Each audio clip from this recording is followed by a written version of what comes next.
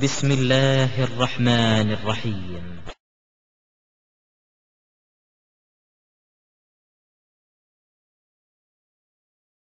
முக்கியமான ஒரு முன்னறிவிப்பு. இதுவும் பரவலா உள்ளதுதான். இதுல பெரிய ஆராய்ச்சிலாம் உள்ளது இல்ல. இதெல்லாம் ரசூல் ஸல்லல்லாஹு அலைஹி சொன்னதுதான். என்ன சொன்னாங்கன்னு கேட்டா, அந்த மதுபானத்தை அடியோட ஒழிச்சாங்க. பெருமானார் ஸல்லல்லாஹு அலைஹி வஸல்லம் ஆட்சிக்கு வந்த பிறகு மதுபான ஆரம்பத்தில் குடிச்சிட்டு இருந்தாங்க, அதிகமா குடிச்சாங்க. அந்த அதிகமா குடிச்ச அந்த மக்களை திருத்தி என்னஞ்சாங்க, ஒழிச்சு கட்டிட்டு போயிட்டாங்க.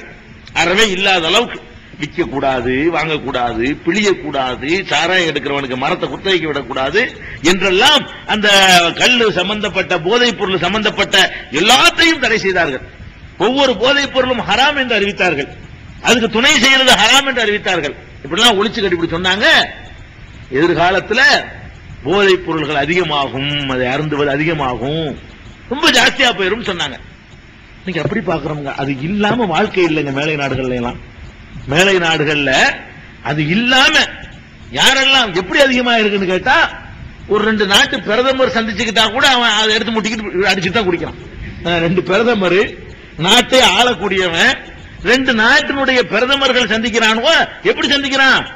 அதை குடிச்சா தான் அவளுக்கு அது அவ்வளவு முக்கியமான கௌரவமா போச்சு. பெரிய பெரிய ஆபீசர் அதிகாரிகள் குடிக்கிறான், பெரிய பெரிய மந்திரிகள் குடிக்கிறான், நீதிபதிகள். மேலை நாடுகள் எப்படி ஆச்சுன்னு சொன்னா, எல்லாம் ஒரு வீடு பாக்கி இல்லாம வெவ்வேறு பேர்கள், எத்தனை வெரைட்டின்னு பாருங்களேன்.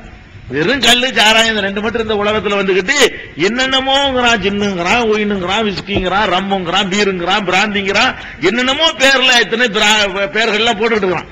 அப்ப இவ்வளவையும் மனிதன் என்ன செய்யறான், அதிகமா குடிக்க ஆரம்பிச்சிடறான். இதை சொல்றாங்க. அப்படி பெருமானார் ஸல்லல்லாஹு அலைஹி சொல்றாங்க, வயக்ஸுர ஷுர்புல் ஹம்ர், போதைப் பொருள்களை அருந்துவது அதிகமாகும். அதிகமாகும் சொன்னாங்கன்னா, இதுவரைக்கும் இல்லாத அளவுக்கு தாறுமாற அதிகமாகணும். தாறுமாற அதிகமாச்சு. எந்த அளவுக்கு ஆயிடுச்சு?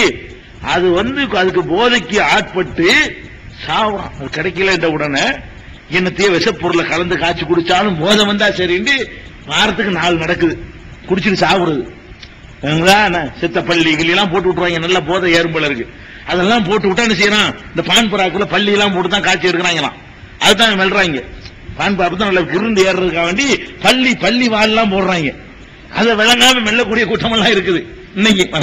அது கோயில மட்டுமல்ல, அது வேற வேற விஷயங்களா அதுல சேர்ந்திருக்குது. அப்ப அந்த மாதிரி எல்லாம் எதுக்கு சொல்றேன்னு கேட்டா, இந்த போதைப் பொருள் அதிகமாகும் சொன்னாங்க பாருங்க. இதெல்லாம் அந்த காலத்துல அனுமானிச்சுலாம் சொல்ல முடியாது. அந்த காலத்துல இப்படிலாம் கிடையாது. ஒழிச்சு சுத்தமா தொடச்சி எரிஞ்சது. இது என்னடான்னா, ஒரு வீடு பாக்கி இல்லாம, ஒரு மனுஷன் பாக்கி இல்லாம, பொம்பளை பாக்கி இல்லாம, ஆம்பளை பாக்கி இல்லாம, சின்ன குழந்தைகள் வரைக்கும் குடிக்குது. அந்த மாதிரி என்ன ஆயிடுச்சு. அதை நம்ம பார்த்துக்கிட்டு இருக்கோம். அல்லாஹ்